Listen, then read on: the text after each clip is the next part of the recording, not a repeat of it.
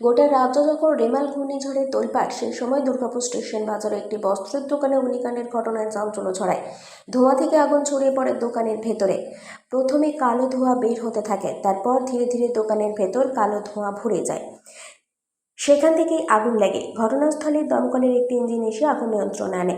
Station বাজারের একটি কাপড়ের দোকানে সোমবার সকালেই আগুন লাগে। প্রাথমিক অনুমান শর্ট সার্কিট থেকেই আগুন লাগতে পারে।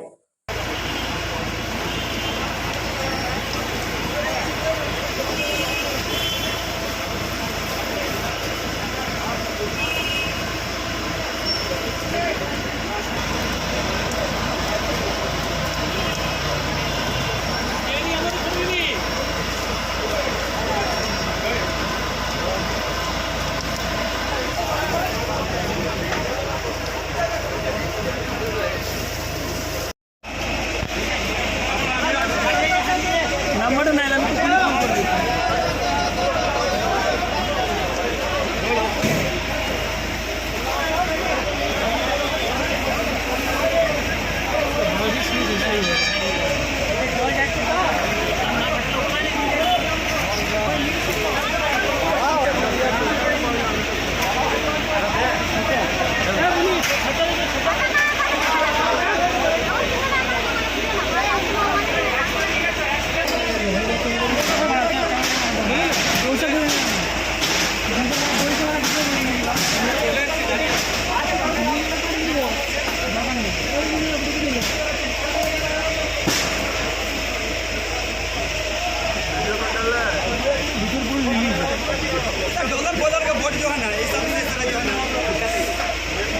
ভিতরে ধরে নিয়ে না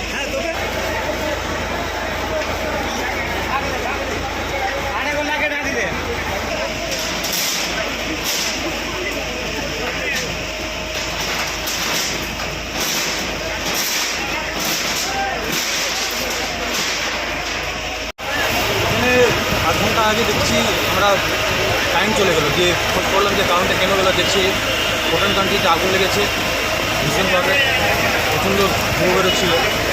যে ভিতরে দমকল বাহিনী এসছে, যে ঢুকেছে, ব্যবস্থা করে মালগুলো বার করা হয়েছে। যে জল দিয়ে দমকল এসছে। আগুন খুব জোরে লেগেছে, অল্প লেগেছে? লেগেছে, ভালোই লেগেছে। কী নাম তোমার? আমার নাম পবন সাউ। পবন সাউ, দুর্গাপুর বাজার থেকে। দুর্গাপুর থেকে কৌশিক বাসুর রিপোর্ট, 99 নিউজ বাংলা।